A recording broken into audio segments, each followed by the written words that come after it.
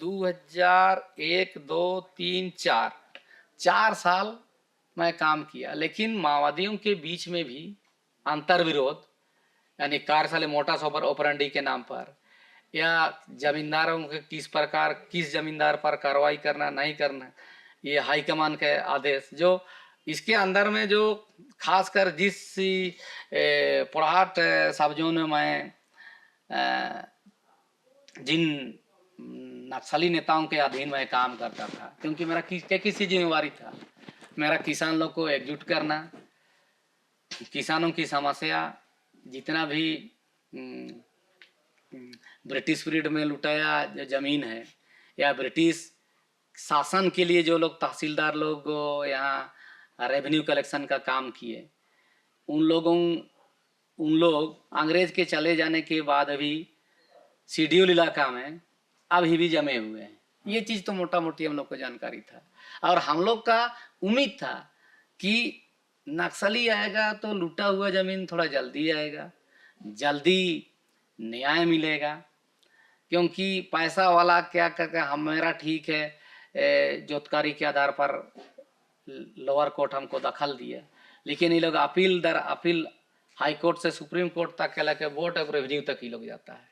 और हम गरीब आदमी कहाँ जाएंगे? एक तो अंग्रेज का समय में पूर्वज का जमीन लुटाया, अदबटाई करके हमारा लोग जीता खाता है। अब नौबत ये आ रहा है कि जमींदार शादी में बेच दे रहा है, तो पैसे वाले खरीद रहे हैं। हाँ, और जो जुगों से उस गांव को बसाया, खेत बनाया, फिर उनके पूर्वज से छीन लिया गया अंग्रेज पीरियड में कि अब तुम बटाई नहीं दिया, और उसका जो खतियान किसी और के नाम से बन गया, तो हम लोग ये करने लगे कि अब यही ग्रुप है कि हमको न्याय देगा। और इसी विश्वास के साथ बहुत सा हम लोग तोरपा इलाका में, खोटी मोड़ इलाका में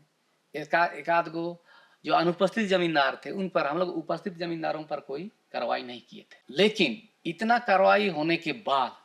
बुंडू और तमाड़ में वहाँ पार्टी का सफल गतिविधि चलने के बाद ये क्या होने लगा कि माओवादी नेताओं में आपसी अंतर्विरोध होने लगा। हम लोग तो कोई कमांडर नहीं थे, कोई लड़ाकू फाइटर तो नहीं थे, लेकिन किसान कमेटी के हम लोग रीड थे कि हम लोग जिधर जिधर जाएंगे, क्योंकि हम लोग बिरसा कॉलेज में पढ़े हुए थे, जिसके वजह से लोग टोटल ये मुंडा बेल्ट में आपका हुरदा गर्दा मनहरपुर सटा हुआ इलाका तक हम लोग को जानता है। तो कभी भी मेरे रहते ही माओवादियों को खाना का कमी नहीं है।